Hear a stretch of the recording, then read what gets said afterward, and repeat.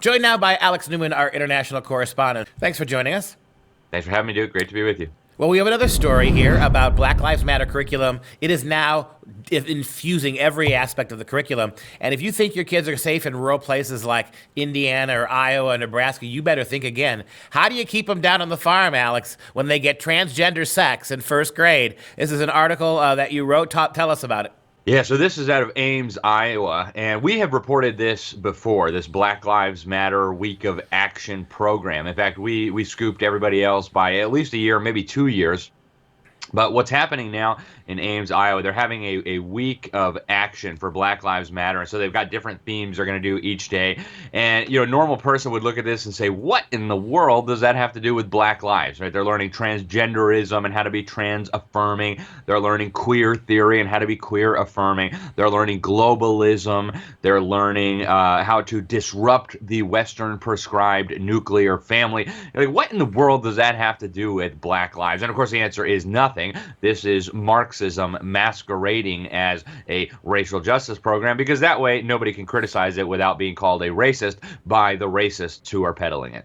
All right, so let's we're going to have a couple of segments here, and then the second segment I want to talk about how we got to the point where no one's questioning the fact that Black Lives Matter and globalism are the same thing. What a trick they've played on us, right? That to the progressive mind now and to the mind of our children, our kids are being taught that you only support black people if you want globalism. We'll talk about that in the second 5-minute segment here, but first, let's talk more about this program. Go into a little bit more depth about what kids are learning and how they're learning it. Yeah, so they basically have an entire week where these programs are going to be taught. And if you look at some of the materials that the school district has made available, it is straight up critical race theory, Marxist propaganda, and LGBT extremism masquerading as an anti-racist curriculum. So they teach them about the value of transgenderism. They teach them about how glorious it is to be a homosexual. They teach them about how all of these identities are perfectly acceptable. And in fact, they are superior. And they don't use that word, but it's very strongly implied, because if you're not a transgender, homosexual, minority of some sort, then you are part of the oppressor class. Whereas if you are one of these things, then you get to be the victim. And being the victim is all the rage. So this is exactly the type of stuff that we reported on last week in one of the wealthiest districts in America, where they were peddling the critical race theory. And what I thought was so interesting, and I'll say it again, there was a Chinese mother in this school district who came out and spoke publicly and said, look, I lived through the barbarian butcher Chairman Mao, and this is exactly what he was forcing us to do in the schools with, slight variations, American characteristics versus Chinese characteristics, but the concept was the same.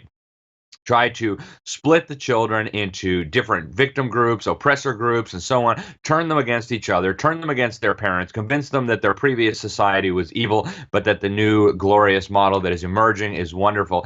And that's what's happening. And, it boggles the mind.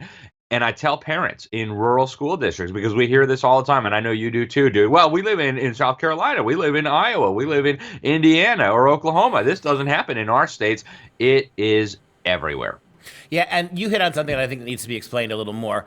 We haven't done enough to explain this on the Dr. Duke show as well. Anti-racism, that's one of those little slips, one of those little transitional words that people don't think much about. But before, fighting racism was a tangible thing. You can teach kids to be tolerant of all races. That's not enough for the left anymore. They want something more than just racial equality. Anti-racist teaching is actually proactively convincing kids that by the nature of their skin color, they're bigots. Nothing can be done about this except you constantly apologize and get out of the way of any program that big progressives want in the name of BLM.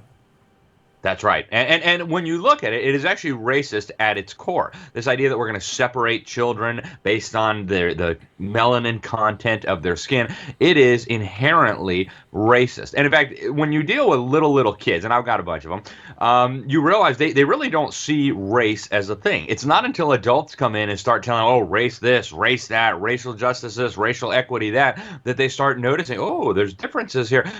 Maybe we should be thinking in these terms. So they are turning these kids into little racists. They know they're turning these kids into little racists, and they're doing it on purpose. Well, Alex, after the break, we'll come back and look at some other implications of this, but I want to thank you for the story.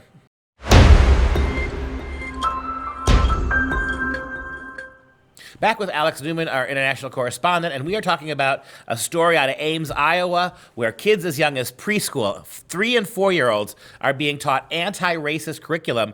And that doesn't have very much to do with that racism as far as we can tell. There's transgenderism, there's globalism, there's anti-capitalism, very little to do with actual race. As we said at the end of the last segment, anti-racism curriculum is a new invention. This isn't about equality. It's not about leveling the playing field.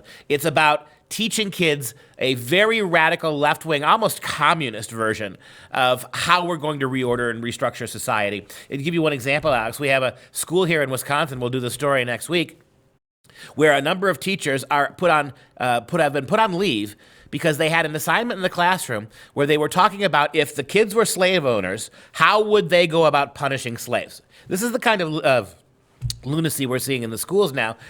Help me get my mind around this. How do we go from Black Lives Matter, the idea that racial minorities have legitimate claims that we have to adjust, to the idea of globalism? Well, that's the point, Duke. There is no obvious relation between the two because this is part of a much deeper and much more subversive agenda. Now, if you look at critical theory, and critical race theory is a subset of critical theory, they were never really about race. They were never really about gender. It's the same with communists always. The issue is never the issue. The issue is always the revolution. So they want you focusing on race stuff. They want you focusing on racism, BLM, etc., while they're doing their magic over here. And this was very strategic. In fact, I've looked into the origins of critical theory, and it really comes out of the Frankfurt School in Frankfurt. This was a network of communists. They looked to Lenin and the Soviet Union as their ideological inspiration. They had some disagreements with the National Socialists, although the National Socialists and the communists, the Nazis, were really close cousins, but they had some disagreements, so they came over to the United States. They took up root at Columbia University and other prestigious American universities with the help, of course, of John Dewey. And they started spreading their poison in America, started painting the family as an authoritarian structure, the father as an authoritarian figure. And they thought, well, how do we dismantle the existing structures? Because we're never going to have a communist revolution as long as we have Christianity, as long as we have stable nuclear families led by strong father figures. We're never going to have a revolution as long as people are happy with their circumstances, as long as people are doing well materially. We've got to break down the culture. We've got to break down individual identities. And anybody who knows about brainwashing, in fact, if you look at what the communists did to American POWs in Vietnam and in Korea, the first critical step in that is breaking down all of their identities, their national identity, their family identity, even their gender identity now we're seeing. And after that, you have basically a blank slate to write on. So that's what's really happening here. They are preparing these students to not just submit to a totalitarian future, but to actively work toward a totalitarian future. And of course, they haven't taught them how to think. They haven't taught them logic. They haven't taught them real history. So they have no context. They can't understand what's going on here. They're being trained very much like Pavlov's dogs with behavioral psychology to believe that they're doing the right thing, that they are standing for righteousness and justice and truth by working to implement totalitarianism in their own communities and in their own country. Well, it's interesting something you said as well, that the Frankfurt School, when they got to Columbia, started spreading their poison in America, which would become critical race theory that now we're teaching to 3-year-olds. It's interesting, isn't it, that they decided that, look, they looked around, they saw Christianity, they saw happy families led by fathers, they saw material prosperity, they saw how comfortable and cooperative and friendly Americans were, and decided, we got to have a communist revolution to fight this. All this happiness, all this love of God, all this love of brother, that's got to go in the name of these radical leftist revolutions. And the way we go after that is the nuclear family. And I think you're right, breaking down every aspect of the family. In the last little bit of time we have left, what alternatives do we have? Trump banned it at the federal level. No trainings for adults in critical race theory. Biden wrote it right back in on the first day. Yeah, there is no hope for the public school system. And I sound like a broken record, and I'll sound like a broken record until everybody listens. You've got to get your kids out of these indoctrination centers. If you love them, if you care about their future, if you want them to be happy, productive, decent human beings, you must get them out. It's not enough to try to unbrainwash them at dinner. You're going to lose them. It's like playing Russian roulette with 5 rounds in the chamber. Chances are almost certain that you're going to lose them.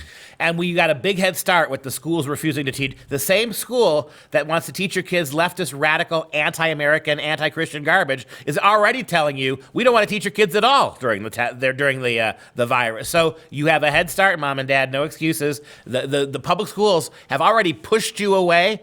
Walk away. Don't walk back to them when they finally open again. Alex, thanks for your time. Hey guys, thanks for watching. Most of you know our show is being censored by big tech. While this makes it harder to meet the cost of producing the show, that's part of it. It also demonstrates that we must be having tremendous success, or they wouldn't bother to try to shut us down. If you like hearing truth and common sense with a love for freedom, please join the Patriot Club with a one-time $99 tax-deductible donation. And you'll get this sweet vessel of joy as part of a thank you for joining the Patriot Club. Etched with the American flag and the words freedom never tasted so good. All you have to do is visit patriotclub.us and become a Patriot member today. That's patriotclub.us. Thank you and God bless.